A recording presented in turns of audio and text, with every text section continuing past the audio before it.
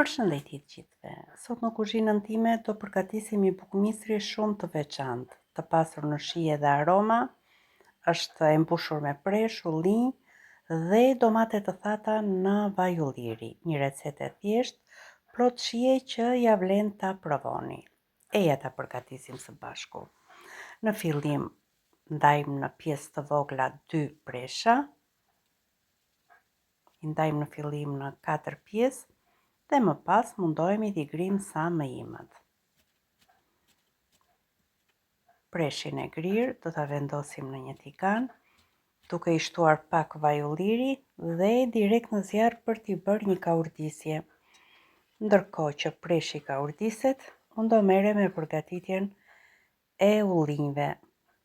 Ullinjt i kam e bërtham, ndaj do t'i shkëpus bërthamën. Si e shikoni, preshi ka filluar të marrë ngjyrë, të karamelizohet. Fillojmë të përgatisim brumin e bukës së misrit. Shtuam 500 gram miell misri, një lugë miell gruri, një lugë të çajit me krip, një majluge sodë buke, i bëjmë një përzierje të mirë të gjithë përbërësve të thatë, dhe më pas shtojmë pak nga pak ujin e nxehtë.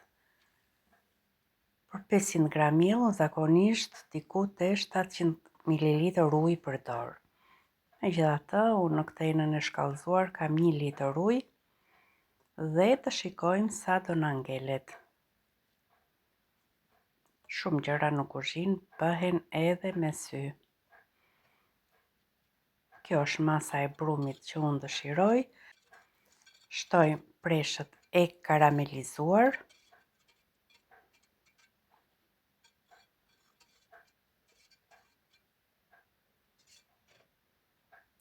Shtojmë ullinjët. Ullinjt i kam ndarë në pjesë të vogla dhe i kam hequr bërthamën. Gjithmonë me sy shtohen përbërësit e bukës së misrit. Unë do them një kup me ullinj.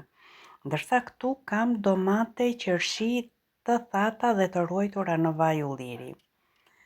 Duket ajo pjesa e bardhë, por është thjesht vaj ulliri që ngrin sa po futet në frigorifer. Ky është dhe çelësi i sigurisë së vajit ullirit. Nëse keni vaj ulliri të mirë, sikur edhe një natë ta vendosni në frigorifer, ai do ngri dhe do zbardhet. Kjo tregon që vaji është 100% vaj ulliri dhe jo me përzierje. I shtuam domatet e thata në brum.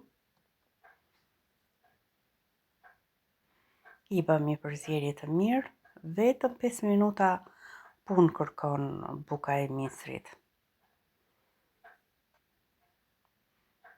Këtu kam ujin dhe më kanë ngelur 300 ml ujë. Nga 1 litër, do më thënë janë plot 700 ml ujë që i shtuam bukës së misrit.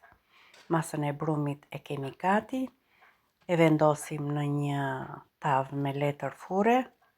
Mund ta vendosni dhe direkt në një tavë të lyer me vaj dhe pudrosur me miell, por letra e furrës të ndihmon shumë, pasi nuk ngjit dhe buka shkëputet me lehtësi pa e thyer, pa e dëmtuar.